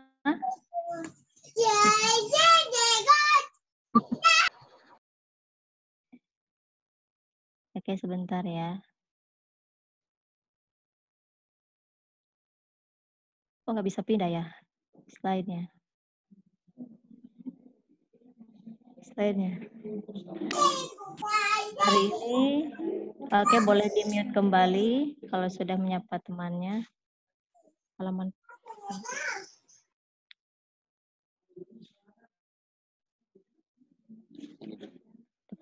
Ya. Oke, sudah terlihat ya slide-nya ya. Hari ini kita akan berdiskusi ya mengenai Children's Language Acquisition. Pasti pada heran ya, kenapa di sini kok ada bahasa Inggris gitu ya? Kebetulan saya bergelut di bidang bahasa Inggris. Karena saya pikir ini merupakan sebuah istilah atau bahasa yang sudah populer. Acquisition merupakan padanan daripada pemerolehan. Pemerolehan bahasa pada anak, gitu ya maknanya. Tapi yang akan saya jelaskan hari ini adalah full bahasa Indonesia, bukan bahasa Inggris. Jadi Bapak Ibu nggak usah khawatir ya. Oke, yang pertama yang harus kita pahami bersama adalah bagaimana konsep perkembangan anak. Begitu banyak para ahli yang berpendapat, tapi saya hanya mengambil 4 ahli saja di sini ya. Ini memang bukan ini ya, bukan kajian murni Pak Udi. Ini merupakan kajian dari psikolinguistik ya. Hampir mirip dengan Bu Eva, ada psikonya Bu Eva ya. Psikolinguistik sekilas saja ya. Untuk apa saya bisa menjelaskan di sini? Ini ada kaitannya juga dengan PAUD. Anda sebagai calon pendidik itu sebaiknya bisa memahami bagaimana pemerolehan bahasa pada anak. Dari mulai 0 sampai dengan yang saya akan bahas di sini adalah 11 tahun ke atas ya. Bahkan mungkin sampai dewasa. Yang pertama ada ahli Pestalozzi. Ini para ahli ini, Pestalozzi ini mengatakan bahwa anak pada dasarnya memiliki pembawaan yang baik. Saya menafsirkan di sini bahwa pembawaan yang baik di sini seperti halnya Bapak Ibu tahu bahwa anak yang lahir itu seperti kertas yang putih. Orang tuanya lah, lingkungannya, keluarganya yang memberikan didikan yang baik sesuai dengan keinginan harapan. Kemudian pertumbuhan perkembangan yang terjadi pada anak berlangsung secara bertahap dan berkesinambungan. Kemudian sejalan dengan Pestalozzi, Rousseau seorang ibu di sini disebutkan bisa menjamin pendidikan anaknya secara alami. Pasti seorang ibu ataupun tetehnya, tantenya di sini ikut berperan andil dalam mendidik anaknya, ponakannya, saudaranya, agar bisa melakukan sesuatu hal yang sifatnya masuk ke dalam kategori pendidik. Ia berprinsip bahwa dalam mendidik anak, orang tua perlu memberikan kebebasan pada anak, agar mereka dapat berkembang secara alamiah. Orang tua atau keluarga kita bisa memberikan kebebasan bukan dalam arti bebas bermain, bebas bergaul, tetapi kebebasan ini kebebasan yang terkontrol. Si anak ketika bermain, kita sebagai orang tua bisa mengawasi dengan siapa anak bergaul, berapa lama, temannya siapa, dan apa yang mereka komunikasikan di sana. Apakah hal itu memberikan kebaikan ataukah keburukan. Banyak juga orang tua yang sukses di luar, sibuk di luar, memberikan kebebasan kepada anak, tapi anaknya ternyata tumbuh dan berkembang tidak sesuai harapan orang tuanya. Mungkin Bapak Ibu juga menemukan hal yang demikian di sekitar rumahnya atau orang-orang di sekitarnya ya. Berikutnya ada Froebel. Froebel mengatakan bahwa anak itu mempunyai kecenderungan berkembang menjadi baik. Sehingga pendidikan harus memberikan intervensi yang tepat sesuai kodratnya. Jika ada sifat atau karakter yang tidak baik pada anak, itu timbul biasanya karena kurangnya pendidikan atau karena kurangnya pemahaman dari anak itu sendiri. Kita juga pasti bisa membedakan mana anak yang sekolah, cara berkomunikasinya, sikapnya, sopan santunnya dengan anak yang tidak sekolah. Itu pasti sudah jelas terlihat ya. Ini juga ada seorang dokter dan ahli dari PAUD, ada Maria Montessori. mengatakan bahwa pentingnya kondisi lingkungan yang bebas dan penuh kasih sayang itu memiliki potensi yang sangat besar, yang optimal dalam perkembangan anak. Bapak Ibu juga pasti sudah mengetahui dan memahami bahwa ketika anak itu bisa tumbuh di keluarga yang harmonis, penuh kasih sayang, penuh dukungan, itu pasti akan menghasilkan anak yang sukses di kemudian hari. Gitu ya. Saya mengambil satu tokoh yang terkenal, yaitu Piaget ya. Tulisannya Piaget, tapi dibacanya Piaget. Ini ada tahapan-tahapan, saya ambil yang paling mudah saja untuk dipahami. Ini ada yang dinamakan sensori motori. Ini biasanya pada usia 0-2 tahun. Pada tahap ini, anak sudah bisa membedakan dirinya dan orang lain di sekitarnya, juga benda yang ada di sekitarnya. Ketika si anak dipanggil, ia sudah bisa menoleh. Dan ia tahu bisa menyebutkan nama dirinya ketika ditanya. Dipanggil, misalkan namanya, dia pasti akan menoleh atau menjawab.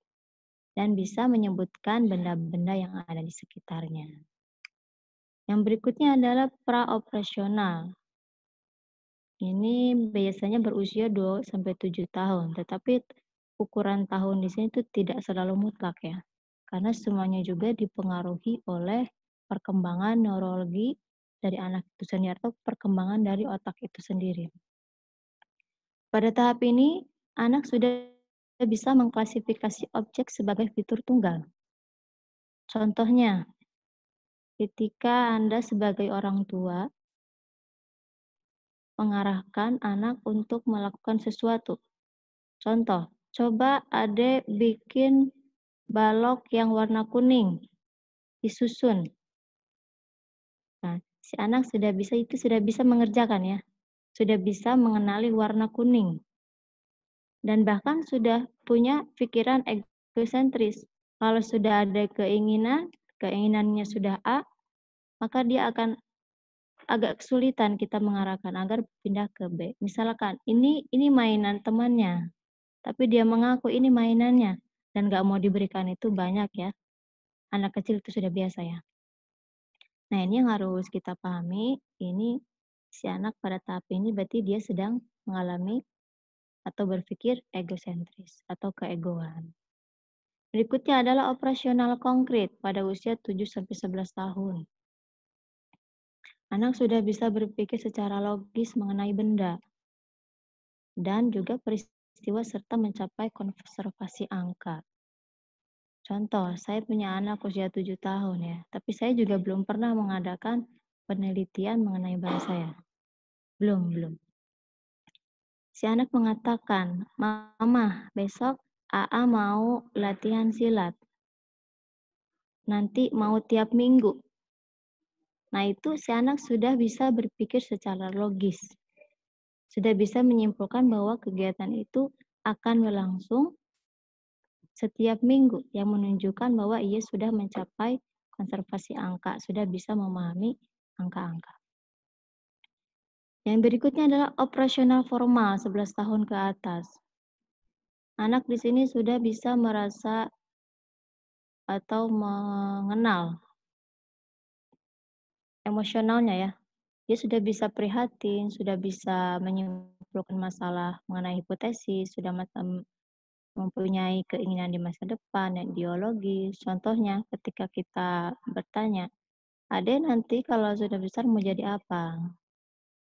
Ini sudah bisa menjawab biasanya, saya ingin jadi dosen kayak mama. Gimana caranya? Sekolah dulu, nanti kemudian menikah, jadi dosen, bekerja, jalan-jalan, dan sebagainya itu. Ini sudah masuk pada usia 11 tahun ya. Tetapi tidak menutup kemungkinan pada usia 7 tahun pun si anak sudah bisa berpikir operasional formal. Itu lebih baik, berarti kecerdasan si anak itu sudah jauh lebih tinggi daripada standar yang sudah dibuat oleh para ahli ya. Ini hanya standar saja. Berikutnya, kita akan membicarakan unsur-unsur pemerolehan bahasa. Siapa di sini yang di rumahnya ada bayi? Apakah ada? Kalau tidak ada, dulu pernah ada ya, mungkin adiknya, anaknya, keponakannya. Kita akan membahas dari mulai anak lahir. Ini merupakan kajian fonologi. Ya, fonologi. Sesuai dengan namanya, itu fon, itu bunyi.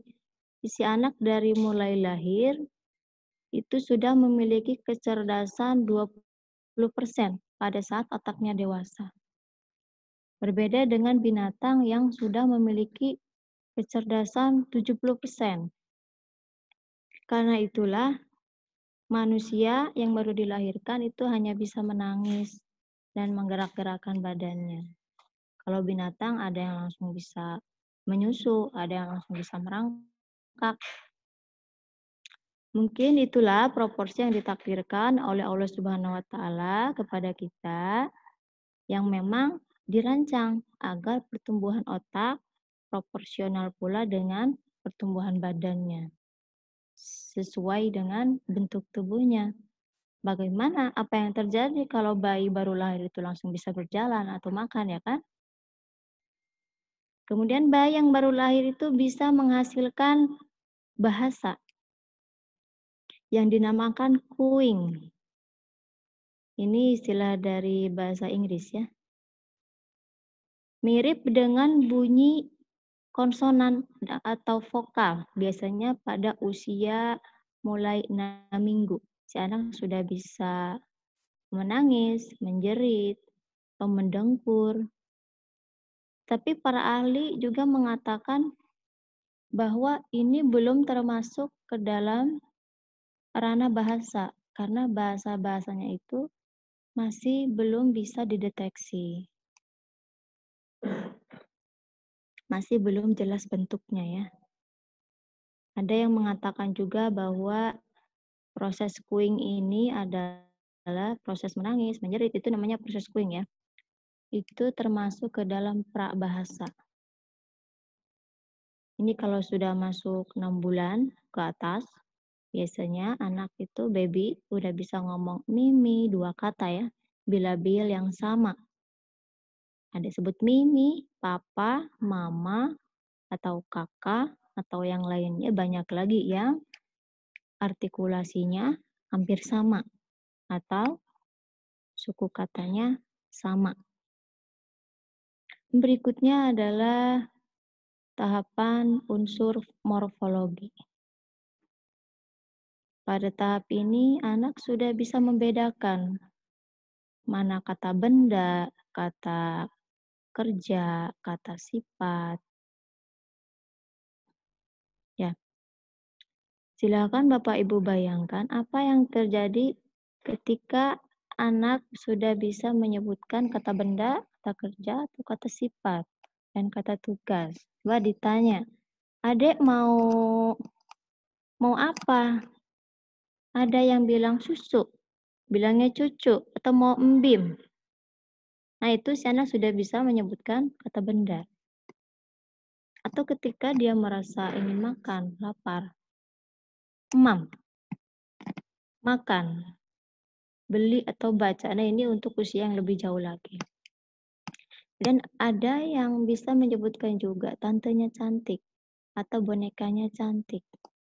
Mamahnya cantik, misalkan kalau dia melihat sebuah foto atau sebuah gambar. Bisa juga menggunakan kata penghubung. Ketika ditanya sama orang lain, misalkan mama kemana? Ke pasar. Si anak sudah bisa menggunakan kata penghubung. Berikutnya adalah unsur leksikal. Sesuai dengan namanya, leksikal berarti makna yang berdasarkan makna kamus. Jadi saat anak itu berada dimanapun dan kapanpun, si anak itu akan belajar kosakata yang ada di sekitarnya. ketika si anak itu bermain di sawah, si anak akan belajar memahami apa itu yang ada di sekitarnya. Ada padi, ada tanah, ada petani, ada alat-alat untuk bertani. Itu si anak akan mulai kritis bertanya mengenai kosakata yang ada di sekitarnya. Bahkan si anak juga sudah bisa menyerap bahasa ketika ada di suatu komunitas yang berbicaranya agak kasar, itu langsung menyerap biasanya. Ya, sudah banyak mengalami saya juga ketika si anak main ke tempat yang bahasanya kasar, itu pulangnya langsung bawa bahasa-bahasa yang aneh gitu ya. Memang ini sangat berpengaruh lingkungan di sana. Maka kita sebagai orang tua, sebagai saudaranya yang ada di rumah, keluarganya harus bisa mengawasi anak. Ketika si anak sudah sampai pada tahap pemerolehan bahasa leksikal, kita harus mengawasi. Berikutnya adalah unsur sintaksis. Unsur sintaksis di sini anak sudah bisa memproduksi frase atau klausa dan juga intonasinya. Apa itu frase? Frase itu adalah gabungan dari kata tetapi tidak memiliki predikat, subjek dan predikat ya, tidak memiliki pola subjek dan predikat. Contohnya, ini ikan. Ini adalah frase. Karena tidak ada subjeknya di sini. Ini apa? Ini bukan subjek, tapi ikan, hanya ada kata ikan saja. Ini ikan. Atau ikan ini besar atau gede, atau minum susu. Itu frase atau klausa. Ya, waktunya sudah 5 menit lagi ya. Oke, itu gitu ya. Jadi si anak sudah bisa memproduksi berfrase atau klausa. Berikutnya adalah semantik. Semantik itu berhubungan dengan makna yang sesungguhnya. Makna sesungguhnya sebuah ungkapan. Si anak sudah bisa menyebutkan satu kata atau ujaran satu kata. Biasanya akhirannya saja ya. Ketemu dengan kuda hanya menyebutkan daknya saja. Memang kuda itu sudah ada di kamus. Orang sudah pada tahu ya. Ketika si anak bertemu lagi dengan binatang lain yang belum dia ketahui, pasti disebutnya kuda lagi. Nah, ini pada usia 6 bulanan ya. Ya. Kemudian terakhir adalah pragmatik. Pragmatik itu berkaitan dengan komunikasi yang sifatnya tersirat ya. Komunikatif dan pengembangan ungkapan. Biasanya berhubungan dengan ungkapan. Anak sudah bisa tersenyum saat kita berujar atau kita ajak ngobrol, menoleh, bahkan sudah bisa berbicara secara bergiliran.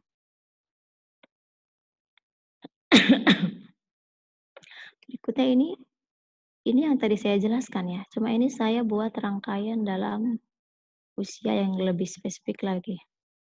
Ini menurut kajian linguistik. Yang tadi yang dinamakan cooing, 0-6 bulan. Kemudian babbling. Babbling itu artinya celotehan ya. Si anak sudah bisa memproduksi atau berbicara kata tunggal. Ada yang menyebutkan 5-10 bulan, ada yang 8-10 bulan, tergantung dari kemampuan otak si anak. Kemudian ada holofrastik. Yang tadi saya katakan, si anak sudah bisa memproduksi frase atau kalimat. Terjadi pada usia 12-18 bulan. Sudah bisa berkata mam, pa, atau mang. Meskipun sebenarnya ketika orang tua mengaitkan itu dengan nama ibu bapaknya, itu belum tentu benar. Belum pasti sesuai dengan ada yang di dalam benak bayinya itu. Tetapi kebanyakan orang tua sudah mengaitkan istilah mam, mama, atau papa itu kepada orang tuanya. Dan ada lagi 2 kata, memproduksi 2 kata atau 1 frase yang terjadi pada usia 18-20 bulan. Biasanya sudah bisa, si anak ini sudah bisa berpikir menggunakan subjek predikat. Meskipun tidak selalu subjek predikat ini bentuknya subjek predikat. Ada yang kata benda dengan kata benda, ada yang dengan kata sifat campuran. Contohnya, mainan Dede, mobil Dede. Nah, itu bisa berbalik ya pola katanya. Atau patu kotor. Berarti sepatunya itu kotor.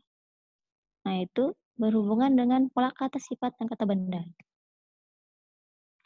Berikutnya, anak sudah bisa mengucapkan banyak kata pada usia 2-3 tahun. Namanya telegraphic speech atau ujaran telegrafik. Bahkan pada usia 2 tahunan, si anak sudah bisa memproduksi ratusan kata. Sudah bisa mempelajari intonasi orang dewasa. Bagaimana anak TK dan SD belajar? Nah, ini dalam situasi informal yang tadi Bunda katakan di awal pemateri pertama, Bunda Aan, situasi informal di sini bermain dengan cara spontan, tidak ada beban ya, tanpa ada paksaan. Kemudian tidak melalui pembelajaran formal, tidak harus melulu di sekolah atau di lembaga kursus, dan langsung terjadi atau dialami oleh anaknya dalam konteks berbahasa yang bermakna. Konteks yang berbahasa yang bermakna di sini artinya komunikasinya itu sudah bisa dipahami oleh teman sebayanya yang lain. Tidak mungkin si anak itu tidak terlibat dalam bermain atau belajar jika itu tidak terjadi. Berikutnya, apa yang kita lakukan? Berikanlah perhatian dan motivasi. Tanpa adanya perhatian, pembelajaran tidak akan terjadi. Motivasi juga untuk apa? Untuk menggerakkan anak akan lebih bersemangat dalam belajar. Ada keaktifan, ada keterlibatan. Menurut Edgar Dale, bermain yang paling baik, belajar yang paling baik adalah anak itu terlibat di dalamnya. Jadi tidak hanya si anak itu mengamati saja, melihat dari kejauhan, tapi dia itu harus ikut terlibat. Supaya dia juga mulai belajar bagaimana menanggung hasilnya, hasil dari proses belajarnya itu. Berikutnya harus ada pengulangan. Ini merupakan teori psikologi daya. Manusia itu selalu membutuhkan daya. Daya di sini apa? Pengulangan daya. Mengingat, kemudian tersenyum, itu termasuk ya. Mengingat, tersenyum, dan lain sebagainya. Yang taksonomi Bloom itu C1 sampai C6 ya. Harus ada pengulangan. Kemudian ada apa lagi? Tantangan. Kita sebagai didik jadi menantang supaya siswa itu bisa tertantang untuk menyelesaikan permasalahan atau yang guru berikan pada anak. Ada balikan, guru juga harus memastikan siswa itu benar atau salah hal yang ia lakukan pada saat belajar. Juga ada penguatan. Itu namanya reinforcement ya. Penguatan di sini ketika si anak sudah melakukan perbuatan atau dia berhasil dalam belajar, itulah pujian.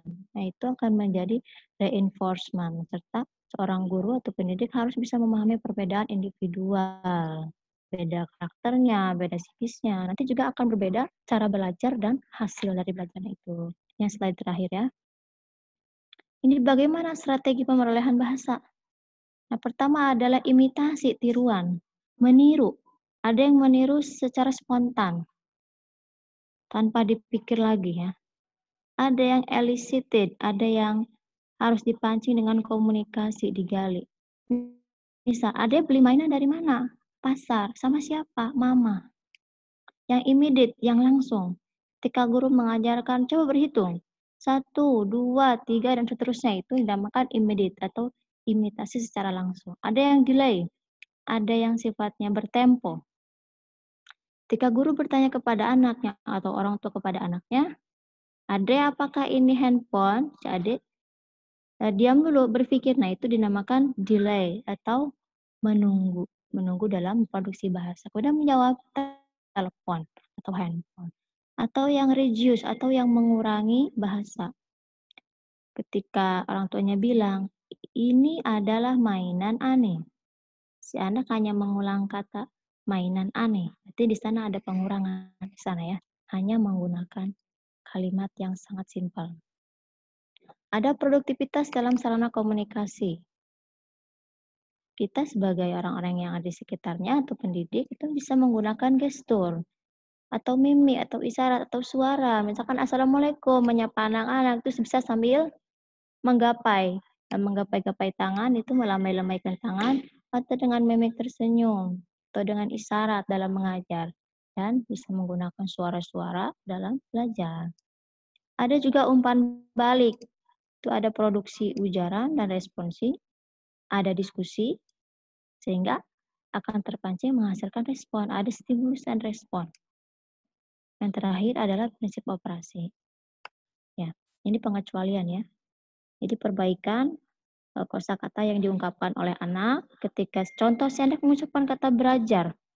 Kita harus membenarkan yang mengoreksinya menjadi kata belajar. Oke, terima kasih. Mungkin hanya itu yang bisa saya sampaikan. Jika ada yang kurang jelas bisa ditanyakan. Oke, saya kembalikan lagi kepada Ibu Moderator. Terima kasih. Assalamualaikum warahmatullahi wabarakatuh.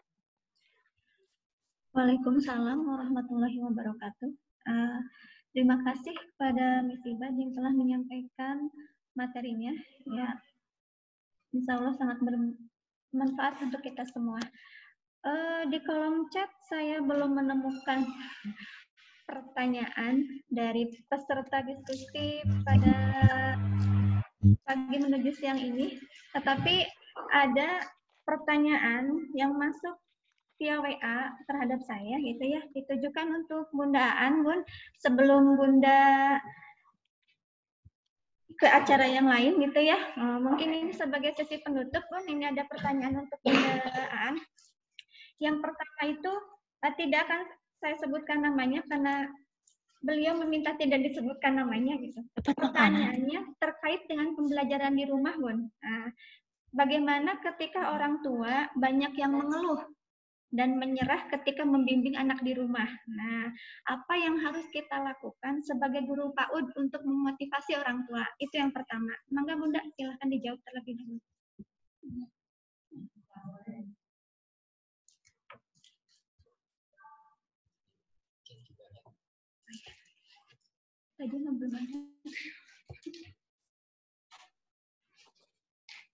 Baiklah, terima kasih atas pertanyaan yang diberikan. Ini bagaimana mensiasati belajar di rumah ketika orang tua mengeluh dengan keadaan anaknya. Ya, nah sebagai seorang guru, sebelum kita memulai pembelajaran di rumah itu harus ada pertemuan dulu dengan orang tua, walau dibatasi dengan protokol kesehatan ya. Itu harus dijelaskan dulu bagaimana pembelajaran yang sebenarnya. Dan kita sebagai seorang guru harus bisa menjelaskan apa-apa saja yang harus diberikan kepada orang tua. Tapi kalau memang orang tua betul-betul tidak sanggup, suatu waktu anak boleh diberikan pembelajaran, kita langsung datang ke rumah dengan home visit. Tapi itu pun harus ada persetujuan dari kedua belah pihak, yaitu orang tua, murid, dan guru. Memang di masa sulit seperti ini, orang tua tidak selamanya, dan orang tua itu tidak semuanya berbasic dari dunia pendidikan. Banyak yang dikerja yang lain, dan tidak mengerti bagaimana cara mendidik anak. Tapi yang sebenarnya kewajiban seorang orang tua itu tetap harus memberikan pendidikan kepada orang tuanya dengan terus berkomunikasi dengan pihak sekolah. Untuk sementara itu memang yang harus diberikan, kita memberikan penjelasan dulu terhadap orang tua. Kita coba dulu ya, nanti kendala-kendala tersebut ketika di pertengahan jalan apa yang terjadi, kita input semua pembelajaran apa yang harusnya diberikan kepada anak didik kita dengan melalui bantuan dari orang tua murid. Itu untuk sementara jawabannya ya. Terima kasih. Nah, ini ada pertanyaan dari Bunda Nempi, tapi saya kira ini mewakili pertanyaan yang kita tidak karena tidak ada lagi pertanyaan yang masuk ke kolom chat, begitu juga ke WA saya. Mungkin untuk diskusi ilmiah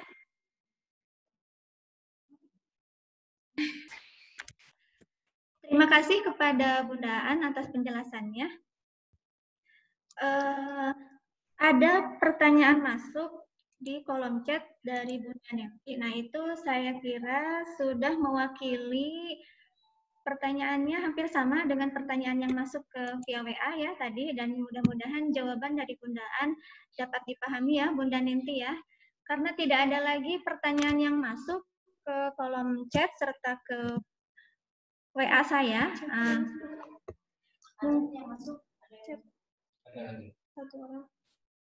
Satu lagi untuk Bunda Yuli. Sebelum Bunda Yuli dan Bunda Aan melanjutkan ke acara selanjutnya ya Bun ya. Ini mungkin pertanyaan terakhir Bun, mohon dijawab. Untuk Bunda Yuli, dari Ibu Susi, PG PAUD RPL 6. Nah, pertanyaannya Bun, misalnya satu ke sekolah, semua guru statusnya sarjana semua, namun tidak ada sarjana PAUD-nya. Nah, apakah sangat berpengaruh terhadap penilaian akreditasinya? Meskipun misalnya dari sisi administrasi bagus semua. Nah, mungkin itu Bunda Yuli. Mangga.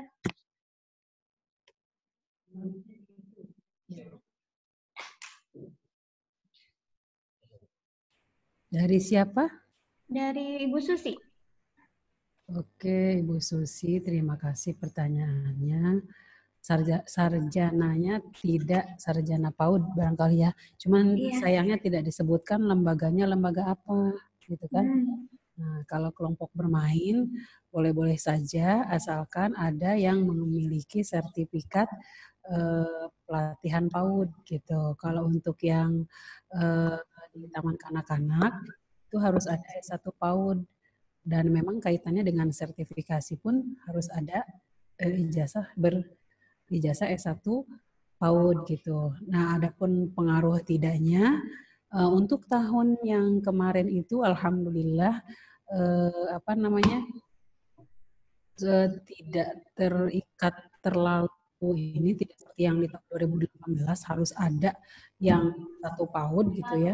Namun untuk yang tahun 2019 itu penting ada sertifikat si pendidiknya itu memiliki sertifikat tentang pelatihan PAUD. Lembaganya TK, Bun. Oh, TK ya. TKRA. Ya. TKRA itu kan formal harus ada S1 PAUD salah satunya. Gitu. Ya. Terima kasih Bunda Yuli. Bunda Susi cukup jelas ya. Jadi untuk TK atau RA itu harus ada sarjana PAUD-nya ya Bunda Yuli. Ya, betul. Mohon maaf kepada seluruh peserta diskusi ilmiah PG PAUD STKIP Muhammadiyah karena keterbatasan waktu dan karena kedua narasumber kita harus berada kembali di tempat lain untuk mengisi materi. Jadi untuk acara kegiatan diskusi ilmiah PG PAUD STKIP Muhammadiyah untuk hari ini dicukupkan saja, dan bisa saya simpulkan atau untuk materi ini. Jadi dalam menghadapi era new normal ini ya, jadi hendaknya orang tua menjalin komunikasi yang baik dengan lembaga, dalam hal ini guru tentunya ya, supaya nanti sinkron antara pendidikan yang diharapkan oleh lembaga dengan apa yang harus dilakukan oleh orang tua, terutama dalam menghadapi era new normal ini ya, seperti itu. Mungkin itu saja yang dapat disampaikan. Mohon maaf atas segala kekurangannya. Tetapi sebelumnya mohon maaf kepada Bapak Ibu semua agar bisa mengaktifkan videonya. Nah, kita akan foto dulu.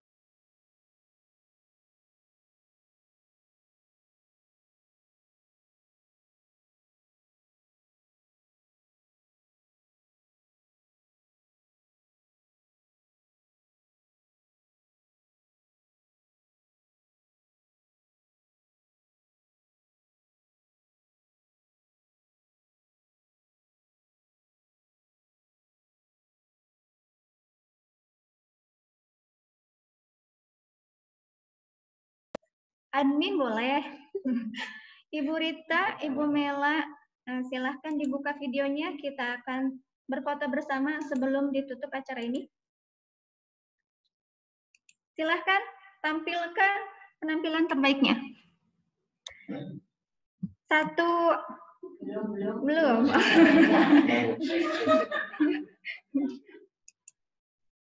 Sudah? Ah. 1, 2, 3. Nah, sekali lagi ya, ini ada 2 slide. Nah. Bu Rita sudah? 1, 2, 3. Kok ini keluar saya? Keluar. Kepijit. Tapi masih ada. Masih ada. Oh iya.